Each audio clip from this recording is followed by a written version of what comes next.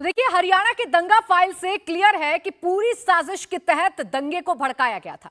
31 जुलाई को 6 घंटे उपद्रवियों ने जमकर आगजनी की, सड़कों पर खड़ी गाड़ियों में तोड़फोड़ कर आग लगा दी। हिंसा में 2 होमगार्ड समेत 6 लोगों की मौत हो गई।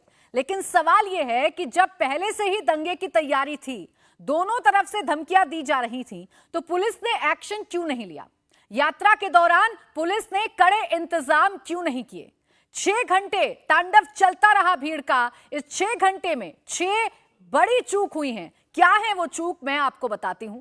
चूक ये है कि पुलिस पहले से एक्टिव क्यों नहीं हुई। दोनों तरफ से जब हिंसा की पूरी तरीके से कोशिश की जा रही थी, तैयारी थी, तो पुलिस ने पहले से कुछ क्यों नहीं किया? दंगा रोकने के लिए पुलिस ने कड़े इंतजाम क्यों नहीं किए? पुलिस यात्रा वाले रूट पर कर क्या रही थी जो दंगाई अपनी कोशिश में कामयाब हो गए? एसपी जिन्हें अतिरिक्त प्रभार दिया गया था, चूंकि नूह के एसपी छुट्टी पर थे, वो 35 किलोमीटर पलवल में बैठे हुए थे जब दंगा हो रहा था, जब सड़कों पर गाड़ियां जलाई जा रही थी।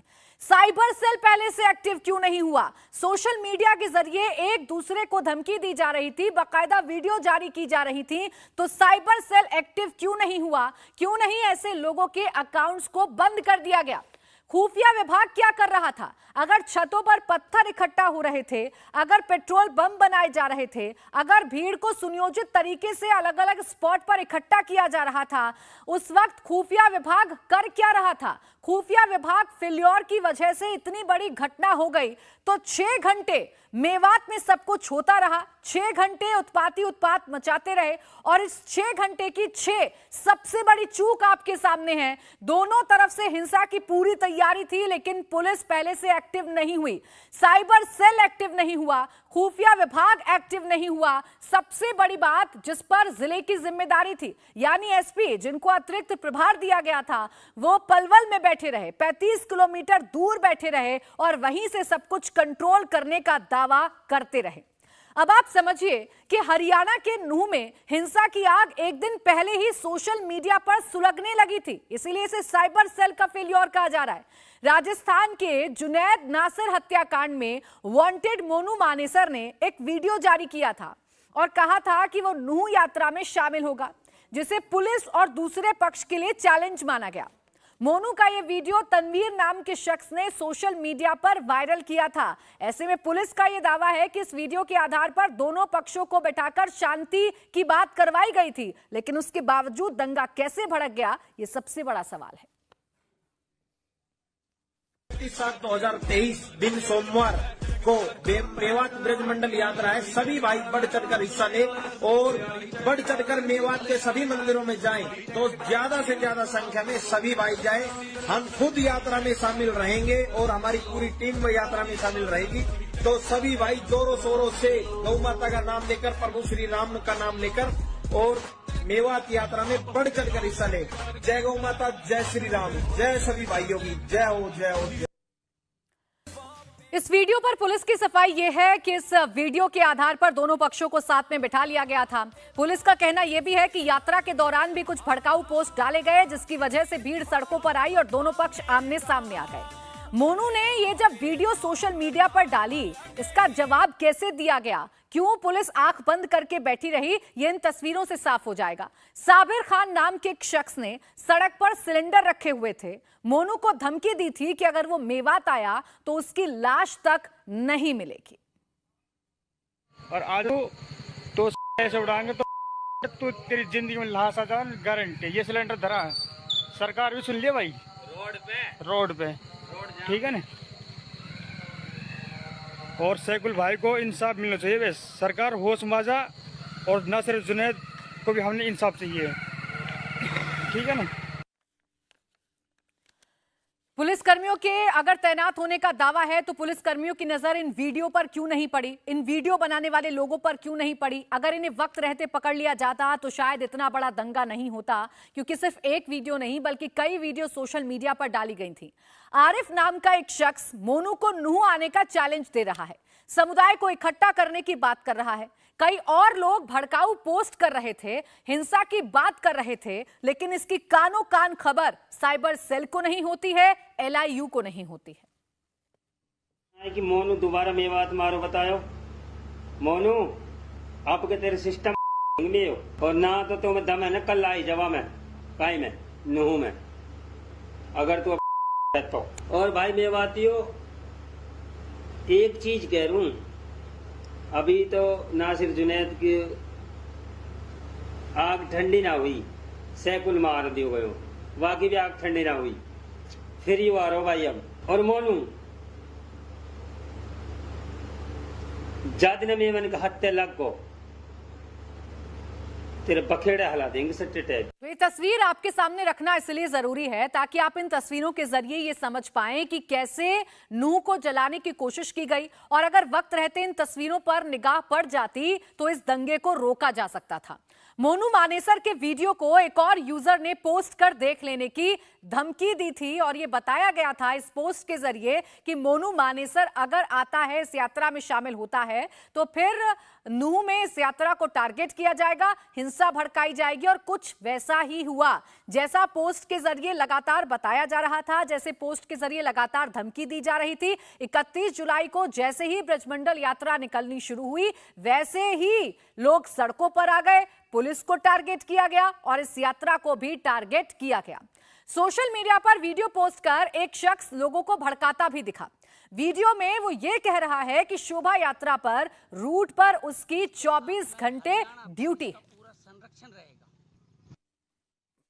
अगर वो आता है तो उसके साथ में हरियाणा पुलिस का पूरा संरक्षण रहेगा और अगर वो आता है तो राजस्थान पुलिस उस पर गौर करे, वरना खून खराबा हो सकता है, क्योंकि उसने पहले मेरे 2 भाइयों को जिंदा जला दिया, नासिर और जुनैद को, उससे पहले वारिस की हत्या कर चुका है। इसलिए मैं मेवात के लोगों से कह रहा हूं, आप सावधान रहें और ऐसे कीड़े मकोड़ों से डरे नहीं। अगर ऐसे कीड़े मकोड़े आएंगे तो मैं बिरज में ही बैठा हूं, बिरज में रहता हूं मैं, और जहां से यात्रा गुजर रहा है वहां मैं 24 घंटा ड्यूटी देता हूं। ऐसे कीड़े मकोड़े आएंगे तो फिर हम किस लिए? इसलिए डरने की जरूरत नहीं है। और कल 31 तारीख हम देख लेंगे कितना बड़ा और आके दिखा दे, फिर हम देख लेंगे तुम्हें शेरनी का दूध पिया तो। यानी सब कुछ पुलिस के सामने था, सब कुछ सबकी आंखों के सामने था, लेकिन पुलिस चूक गई, LIU चूक गया, साइबर सेल चूक गया, जिसकी वजह से 5 लोगों की जान चली गई, 150 गाड़ियां जला दी गई। सड़क पर खौफनाक मंजर देखने को मिला। जिस मोनू मानेसर को लेकर ये पूरा का पूरा हिंसा भड़काने का दावा किया जा रहा है, वो मोनू मानेसर दरअसल नूह आया ही नहीं, लेकिन इस दौरान सोशल मीडिया पर लगातार ऐसे वीडियो शेयर किए जा रहे थे जिसने हालात और भी ज्यादा खराब कर दिए। यात्रा के दौरान ही कुछ ऐसे वीडियो वायरल हुए जिसमें मोनू मानेसर के यात्रा में शामिल होने का दावा किया गया। इसके बाद मामला और बिगड़ गया, भीड़ उग्र रूप ले चुकी थी और निशाना यात्रा को बनाया जा रहा था। इस यात्रा के दौरान कई भयावह तस्वीरें देखने को मिली। कई ऐसे स्पॉट हैं जहां पुलिस और भीड़ आमने सामने आ गए, जहां इस भीड़ ने इस यात्रा में शामिल हुए लोगों को दौड़ा दौड़ा कर पीटा है। इसी में से एक स्पॉट नल्हड़ के नल्हेश्वर मंदिर भी है, जहां दंगा भड़का तो मंदिर में 4000 से ज्यादा लोग फंस गए। इस भीड़ को संभालने के लिए मंदिर के गेट पर 10 पुलिस वाले भी मौजूद नहीं थे।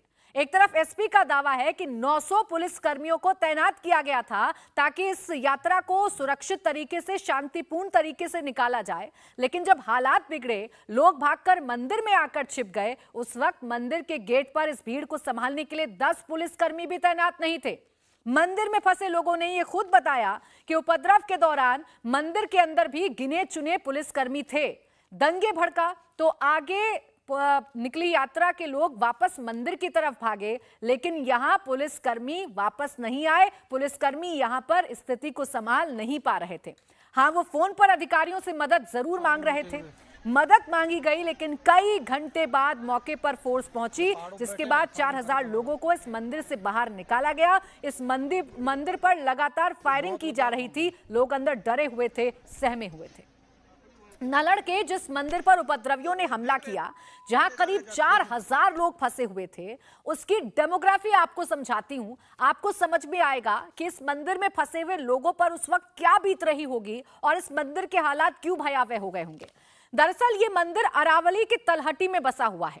इस मंदिर के तीनों तरफ पहाड़ियां हैं। ये 3 पहाड़ियों से घिरा हुआ मंदिर है। बीच में ये मंदिर है। मंदिर को महाभारत कालीन का बताया जाता है। मंदिर में करीब 5000 साल पुराना शिवलिंग है। ये नूह शहर से करीब 3 किलोमीटर दूर है। इसके एंट्री पॉइंट पर भव्य मुख्य द्वार है, लेकिन एंट्री और एग्जिट पॉइंट के बीच की दूरी भी काफी ज्यादा है। इस मंदिर को 3 पहाड़ियों ने घेर रखा है और इसी पहाड़ियों का फायदा दंगाइयों ने उठाया। इन पहाड़ियों पर छिपकर मंदिर पर लगातार फायरिंग की गई। मंदिर में फंसे लोगों को लगातार डराने का काम किया। लेकिन नूह हिंसा के दौरान मंदिर में शरण लिए लोगों पर अटैक किया गया। पुलिस की एफआईआर में इसकी भी पूरी डिटेल है कि कैसे मंदिर को टारगेट करते हुए हमला किया गया। अभय पाराशर की एक ग्राउंड रिपोर्ट आपको दिखाते हैं और समझाते हैं कि दरअसल मंदिर के हालात कैसे बने होंगे। सोमवार को शोभा यात्रा के दौरान इस शोभा यात्रा की जहां से शुरुआत हुई, उसी मंदिर में बाद में चारों तरफ से लोगों को घेर के टारगेट किया गया। पुलिस ने एफआईआर दर्ज कर ली है और नल्हड़ मंदिर में जिस तरीके से लोगों को एक तरीके से चारों तरफ से घेर लिया गया था, फायरिंग की गई थी, इस मामले में पुलिस ने कई एफआईआर दर्ज की हैं, जिसमें मंदिर प्रशासन की तरफ से भी शिकायत लिखवाई गई है और इसके अलावा कई लोग जहां यहां फंसे थे उनकी तरफ से भी आंखों देखा हाल एफआईआर में बताया गया है। पुलिस कर्मियों द्वारा भी एफआईआर लिखवाई गई है कि उन्होंने ड्यूटी पर क्या देखा, किस तरीके से यहां पर हिंसा फैलाने की कोशिश की गई। अब इस वक्त इंडिया टीवी की टीम नल्हड़ मंदिर में मौजूद है और नल्हड़ मंदिर वही मंदिर जहां पर लोगों को चारों तरफ से टारगेट किया गया। मेरे पीछे ये जो आप मेन द्वार देख रहे हैं, ये मंदिर का नल्हड़ मंदिर जो कि नूह का प्राचीन मंदिर है और ये एक ऐसी जगह पर आकर मंदिर है कि आगे सिर्फ पहाड़ियां हैं, रास्ता खत्म हो जाता है। यही सामने जो आप दरवाजा देख रहे हैं, मुख्य द्वार, यही मंदिर की एंट्री है और यही एग्जिट है। सबसे पहले मैं आपको बताता हूं कि शुरुआत कैसे हुई इस पूरी घटना की। जो यहाँ की विश्व हिंदू परिषद है और साथ ही हिंदू संगठन है, वो पिछले तकरीबन 3 साल से पूरे मेवात के अंदर 3-4 मंदिर में जाके शोभा यात्रा निकालते हैं, जो कि सावन के किसी भी सोमवार के दिन होती है। ये सोमवार चुना गया। सोमवार जब चुना गया तो इसी दरवाजे से शोभा यात्रा में शामिल होने के लिए काफी लोग, जिसमें विश्व हिंदू परिषद के जो महामंत्री हैं, इसके अलावा जो अलग अलग हिंदू संगठन हैं, कुछ गौरक्षक संगठन है, वो यहाँ पर पहुँचते हैं। इस मंदिर में इसी एंट्री पॉइंट से वो लोग यहाँ पर पहुँचते हैं और एंट्री करने के बाद मेरे सहयोगी सुशील डोगरा आपको पीछे की तरफ दिखाएंगे। ये मंदिर में मेन द्वार से एंट्री करने के बाद अंदर जाने का रास्ता है, अंदर जाने का रास्ता है और वहाँ पर और सीढ़ी चढ़कर मेन मठ है, मुख्य मठ है, जहाँ पर शिव जी की प्रतिमा है। वहाँ पर सबसे पहले जलाभिषेक किया गया 11:30 बजे के आसपास। फिर यहाँ पर किस तरीके से इस यात्रा को निकालना है, जो यहाँ के महामंत्री थे सुरेंद्र जैन, उन्होंने इस बात की जानकारी दी और तकरीबन 1:30 बजे के आसपास, इंडिया टीवी की टीम भी यही मौजूद थी, 1:30 बजे के आसपास ये जो शोभा यात्रा थी वो इस मंदिर से, यहाँ से अलग अलग गाड़ियों में यहाँ से निकलनी शुरू हुई और यहाँ से तकरीबन 1.5 किलोमीटर जो झंडा चौक पड़ता है, झंडे चौक के पास जैसे ही ये यात्रा पहुंची, यात्रा के ऊपर पथराव हुआ, फिर इस तरफ से भी पथराव हुआ, दोनों तरफ से पथराव हुआ और उसके बाद शोभा यात्रा में जितनी गाड़ियां शामिल थीं, जितनी बसें शामिल थीं, वो सभी लोग अपनी जान बचाने के लिए वापस उसी रास्ते पे होते हुए इसी एंट्री पॉइंट से, ये जो मंदिर का मुख्य द्वार है, इससे वापस सब इसी तरफ आते हैं। गाड़ियों की कतार बाहर तकरीबन 2 किलोमीटर तक लग जाती है और लोग, अब मैं आपको आगे की तरफ की तस्वीरें दिखाऊंगा कि वापस यानी कि 1:30 बजे इस मंदिर से ये यात्रा निकलती है और उसके बाद वापस लोग मंदिर के अंदर आ जाते हैं। अंदर आने के बाद तकरीबन 2500 के आसपास लोगों की संख्या होगी, जिसमें महिलाएं भी थीं, पुरुष भी थे, बच्चे भी थे, बुजुर्ग भी थे। वो अपनी जान बचाने के लिए इस मंदिर के अंदर पहुंचते हैं और इस मंदिर में जहां पर हम लोग भी मौजूद थे, चारों तरफ से यहां पर लोग मौजूद होते हैं। ये लगता है लोगों को कि यहां पर वो सुरक्षित रहेंगे, लेकिन पुलिस की मौजूदगी शुरुआत में बेहद कम होती है। बहुत कम पुलिसकर्मी यहां पर होते हैं क्योंकि जगह जगह उस वक्त हिंसा जो है वो फैलनी शुरू हो गई थी। अभी भी अगर मैं आपको दिखाऊं तो मंदिर में कांच की बोतलें, जो टूटी हुई बोतलें हैं, वो यहां पर पड़ी हुई हैं। अब इस पूरे मामले के अंदर जो एफआईआर दर्ज की गई है, उसमें एक पुलिसकर्मी ने जो एफआईआर के अंदर अपना बयान दिया है, जिसकी कॉपी इंडिया टीवी के पास मौजूद है, उस एफआईआर में यह लिखवाया गया है कि नल्हड़ मंदिर के पास उनकी ड्यूटी थी और दोनों तरफ से खेतों में से लोग, और उसमें साफ तौर पर लिखा हुआ है कि एक ही समुदाय के 700 से 800 लोग अल्लाह अकबर के नारे लगाते हुए, पाकिस्तान जिंदाबाद के नारे लगाते हुए मंदिर की तरफ पहुंचने की कोशिश की, गाड़ियों में आगजनी करने की कोशिश की। और ये जो आप पहाड़ियां देख रहे हैं, ये मंदिर के चारों तरफ यहां पर पहाड़ियां हैं और इन पहाड़ियों में जो राइट साइड की ये पहाड़ी है, इस पहाड़ी से कुछ लोगों ने, कुछ शरारती तत्वों ने ऊपर से लगातार मंदिर को टारगेट करके फायरिंग करनी शुरू की। तो ये मंदिर वो स्पॉट रहा जहां पर लोगों ने छिपकर अपनी जान बचाई। हालांकि इसके आसपास की जो पहाड़ियां हैं, जो आपने रिपोर्ट में देखा, इन पहाड़ियों पर ये उपद्रवी छिपे हुए थे और लगातार फायरिंग कर रहे थे, लोगों के मन में दहशत पैदा कर रहे थे। इस दौरान पुलिस कहीं भी नजर नहीं आ रही थी, पुलिस का नामो निशान नहीं था, जिससे लोगों के मन में और ज्यादा डर पैदा हुआ था। नूह हिंसा में शक्ति सैनी नाम के एक शख्स की बेरहमी से हत्या भी की गई और चौराहे पर उसकी डेड बॉडी मिली। पुलिस अब तफ्तीश में जुटी है। यहां पर किस तरीके के हालात हैं, ये देखिए मेरे सहयोगी मनीष प्रसाद की रिपोर्ट।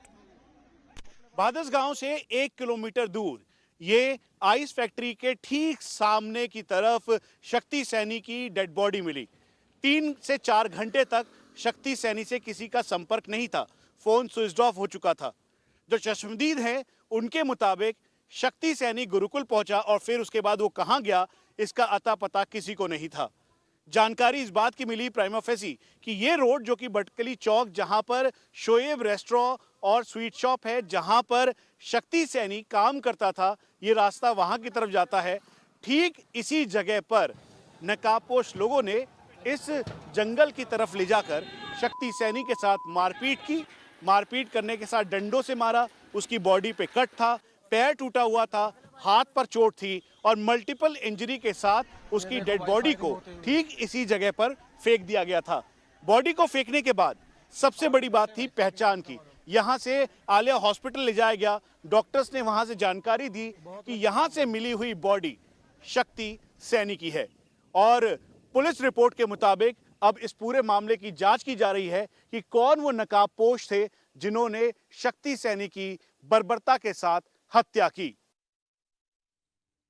तो इन सबके बीच 900 पुलिसकर्मी तैनात होने का दावा किया जा रहा है। आपको जानकर हैरानी होगी कि सिर्फ नूह जिले में 1900 पुलिसकर्मियों की तैनाती है। इन सबके बीच हरियाणा की सुरक्षा नहीं हो पाई, नूह की सुरक्षा नहीं हो पाई। क्यों नहीं हो पाई? क्यों पुलिस आंखें बंद करके बैठी रही? ये बड़ा सवाल है। हरियाणा हिंसा पर डीजीपी का भी अब बयान सामने आ गया है। जांच के लिए अलग अलग एसआईटी बनाई जाएंगी। अब तक 41 एफआईआर दर्ज की गई हैं, 116 लोगों को गिरफ्तार किया गया है। गिरफ्तार आरोपियों से पूछताछ की जा रही है, पता लगाने की कोशिश की जा रही है कि आखिर ये दंगाई एकाएक सड़कों पर आ कैसे गए, कैसे इनको भड़काया गया, कैसे पूरी प्लानिंग की गई। इन तमाम बातों का पता लगाने की कोशिश की जा रही है। इंडिया टीवी हर वक्त हर जगह डाउनलोड करने के लिए सर्च करें India TV news Google play store या ऐप स्टोर पर।